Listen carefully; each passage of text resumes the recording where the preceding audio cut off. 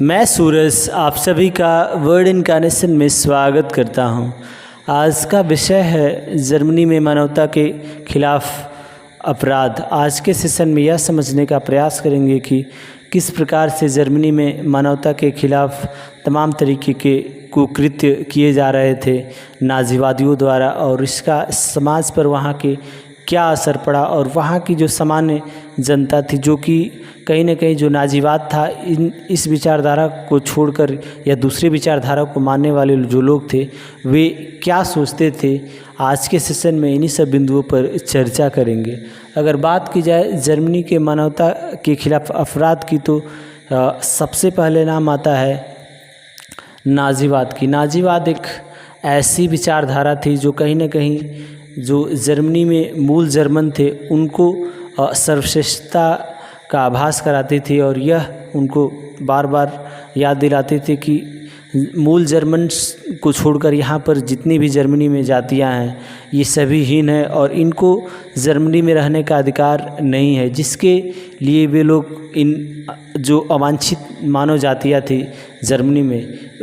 उनके साथ तमाम तरीके के अमानवीय व्यवहार करते थे, जैसे कि डिटेंशन कैंपों में रखना, उसके बाद से इच्छा मृत्यु का जो एक ज़बरदस्ती जो नियम था उसको थोप कर बहुत से लोगों को मारना,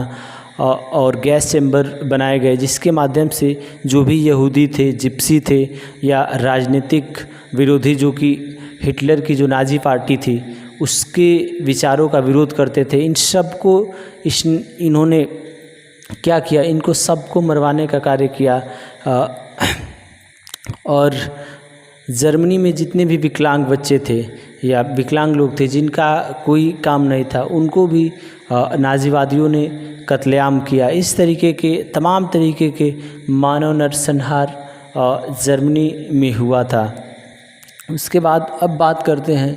आम जनता। आम जनता की बात किया तो ऐसा नहीं है कि सिर्फ जर्मनी में नाज़ीवाद को मानने वाले ही लोग थे। एक बहुत बड़ा समूह था जो नाज़ीवाद के खिलाफ तो था मगर ये कुछ बोल नहीं पाते थे, क्योंकि जो हिटलर की नीतियाँ थी बहुत ही सख्त थी और जो भी उनके विरोधी होते थे उनके खिलाफ बहुत सख्त होते थे और उनको तमाम तरीके की प्रताड़ना दी जाती थी और अंततः उनको मौत के घाट उतार दिया जाता था, जिसके कारण बहुत से लोग जो इनकी नीतियों के खिलाफ थे, हिटलर की नीतियों के खिलाफ थे मगर बोलते नहीं थे, और जो भी यहूदियों पर अत्याचार होता था उसका मुखर रूप से विरोध नहीं कर पाते थे। यानी कि जो भी जर्मनी के लोग थे ऐसा नहीं था कि सभी लोग नाज़ीवाद को सपोर्ट करते थे या यहूदियों के नरसंहार को सही ठहराते थे। धन्यवाद।